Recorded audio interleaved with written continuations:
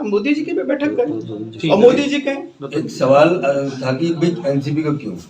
देखिए, चुनाव ज़्यादातर चुनाव व्यक्तिगत भी होते हैं। मैं इस बात को बिल्कुल डंके की चोट पर बोल सकता हूँ कि पहले हम स्वयंसेवक रहे, उसके बाद बीजेपी में हमने काम किया लंबे समय तक। और बीजेपी में काम करने के नाते जो बीजेपी का संगठन है वो हमारा कहीं ना कहीं सब नज़दीकी, सब परिवार के लोग हैं, सबसे रिश्ता है। तो आज जब हम उनका एक विकल्प के रूप में आए हैं तो उनको एक ये राहत मिली है कि कहीं ना कहीं हम सही जगह पे हैं। और एक बात बताना चाहता हूँ मैं कि जब चुनाव की प्रक्रिया चल रही थी तो बुराड़ी बीजेपी के लोगों को ये आश्वासन भी था और एक उम्मीद थी कि बीजेपी बुराड़ी में कमल का फूल देगी। उनको एक उम्मीद थी, लास्ट मोमेंट तक भी बीजेपी का कार्यकर्ता कह रहा था नहीं, मेरी पार्टी बीजेपी को यहाँ टिकट देगी, हमारे बीजेपी कार्यकर्ता को ही टिकट देगी।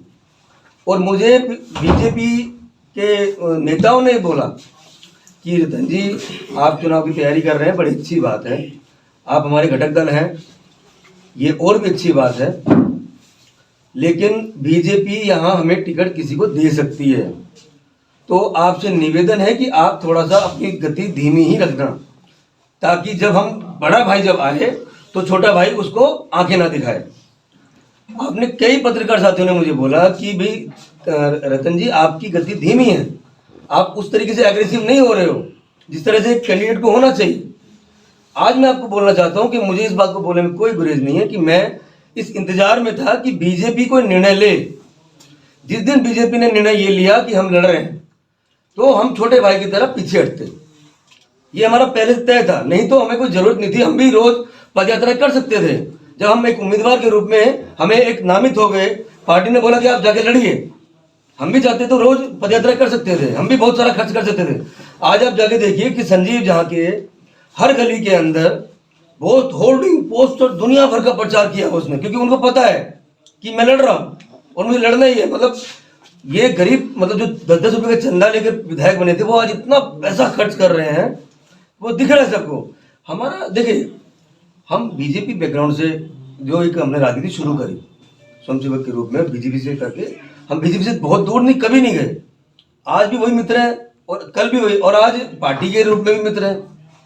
तो बीजेपी के कार्यकर्ता को ठगा नहीं जा सकता, परिवार बड़ा है, अगर वो नहीं तो वो सही, हम तो यहाँ के अपने हैं। अगर जेडीयू को गठबंधन करना था, बीजेपी को उनको समर्थन देना था, तो उनको अपनी जिम्मेदारियां निभानी चाहिए थी। बीजेपी ने अपनी जिम्मेदारी निभाई है। अगर बीजेपी चाहती तो उसको मैं जोड़ रहा हूँ, रतन हमारा छोटा भाई है, मैंने इनको मेहनत करते हुए देखा है, ट्रॉली लगा करके कचरा साबित करते हुए, बिना इसके एक अंदोज के कि हम एक अपना बुराड़ी का जो दर्द होता है, बुराड़ी की माटी और बुराड़ी की खुशबू के हम कुछ करना है। और रतन में देखा तो मैं समर्थन करने आया, यहाँ पे समर्थन करने आया कि भाई हम स्पोर्ट्स, देखिए खेल भावना से खेलिए। धन्यवाद रतन त्यागी जी और हमारे पत्रकार मित्रों और हमारी बहनें बुराड़ी की। जैसा आप देख रहे हैं, सरगर्मी बहुत तेजी से है और बुराड़ी विधानसभा नंबर 2 पार्टी ने कल देर शाम ही तय किया कि ये एनडीए लड़ेगी और जेडीयू उम्मीदवार को उन्होंने अधिकृत उम्मीदवार यहाँ बनाया। और उसमें लोकल आपने देखा कि एक सुगबुगाहट होती है, क्योंकि लोकतंत्र है, लोकतंत्र में सभी लोग रखते हैं, तो इस तरीके से सुगबुगाहट हुई। तो अभी रतन जी ने मेरा परिचय करा है भाजपा के वरिष्ठ नेता के नाते। तो मेरे दाईं ओर जो बैठे हैं रतन जी, वो एनसीपी के उम्मीदवार हैं और एनसीपी एनडीए का घटक दल है। और महाराष्ट्र में अजीत दादा पवार जी हमारे उप मुख्यमंत्री, और उन्होंने सरकार बनने में बहुत अग्रणी भूमिका निभाई। अभी 2 दिन पहले प्रधानमंत्री जी भी गए। चूंकि रतन जी बहुत अच्छे समाज सेवी हैं, भारतीय जनता पार्टी में भी रहे, आम आदमी पार्टी में होकर के आए और एनसीपी से हैं। क्योंकि समाज सेवा में एक यंगस्टर्स आगे बढ़ करके आता है। और आप लोग भी मीडिया से जुड़े हुए हैं, सोशल मीडिया से, सभी यहाँ हमारे परिचित बंधु और बहनें। तो विरोध का सुर नोटा में दिया जाए, ऐसा पब्लिक से भी और ये सारी चीजें नाराजगी व्यक्त करते हुए हुआ। तो एक जागरूक मतदाता होने के नाते और एक दायित्ववान कार्यकर्ता होने के नाते भी आज हमारे राष्ट्रीय अध्यक्ष जी ने कहा, जगत प्रकाश नड्डा जी ने, कि जो वर्तमान में दिल्ली सरकार अपनी कायम रखे है उसको हम जारी रखेंगे तो अब अच्छे से एक फ्रेंडली प्ले हो, क्योंकि लोकतंत्र में चुनाव अच्छे से प्ले होता है। तो हमारे शैलेंद्र जी एनडीए के बिहार में घटक दल हैं, वो तीर से खड़े हुए हैं, हमारी घड़ी एनसीपी की खड़ी हुई है। तो मैं उन सभी से आग्रह करता हूँ, भारतीय जनता पार्टी की बुराड़ी के लोगों से, कि अगर बुराड़ी को आपदा से मुक्त करना है, बुराड़ी के जो हमारे माननीय विधायक जी हैं, उन्होंने 13 वर्ष का कोई रिपोर्ट कार्ड कोई बहुत अच्छा नहीं रहा, उसको हम लोगों ने भाषण में भी और जन जिसको कहते हैं लोकतंत्र में, उसमें जनता को जागृत किया। तो अब एक अच्छे से प्ले हो, तो उसमें एक रतन त्यागी जी दिख रहे हैं, पढ़े लिखे हैं, सुशिक्षित हैं, समाज सेवी हैं, अनुभवी हैं और राष्ट्रवादी विचारधारा के, उनकी पार्टी का ही नाम है राष्ट्रवादी कांग्रेस। और राष्ट्रवादी कांग्रेस पार्टी बनी कैसी थी इस पे मुझे नहीं जाना। वो कांग्रेस पार्टी के प्रतिनिधि हैं, अपने आम आदमी पार्टी हो गई, और ये चार मुख हैं।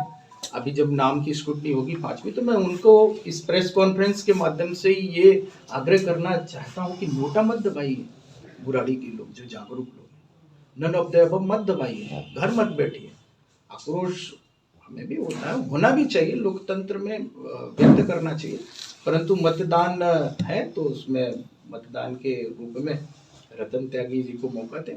रतन त्यागी जी घड़ी है, तो अगर इधर उधर बर्बाद करना है और बर्बाद करने से अगर आपदा ही को लाना है, तो इससे अच्छा मैं उन सब से आग्रह करता हूँ, अच्छी फ्रेंडली प्ले हो, अच्छी, मैंने माननीय विधायक, मेरे भाषणों में कहूँगा माननीय विधायक, आज लोकतंत्र में बुराड़ी ही एक अच्छी स्थापना खड़ी कर सकती है। और मैं जो आज गणेश चतुर्थी का व्रत हूँ, सट्टा गणेश कहलाती है, और मैं बुराड़ी के महादेव को मानता हूँ। और मैं भी ये संजीव जी को भी यही से कहा, कई बार भाषण में भी कहा कि आपका कोई योग था शिव जी का, तो आपको विधायक बनने का मौका मिला, ठीक है। तो आज हमारे रतन त्यागी जी हैं और बहुत यंग हैं, अच्छा है।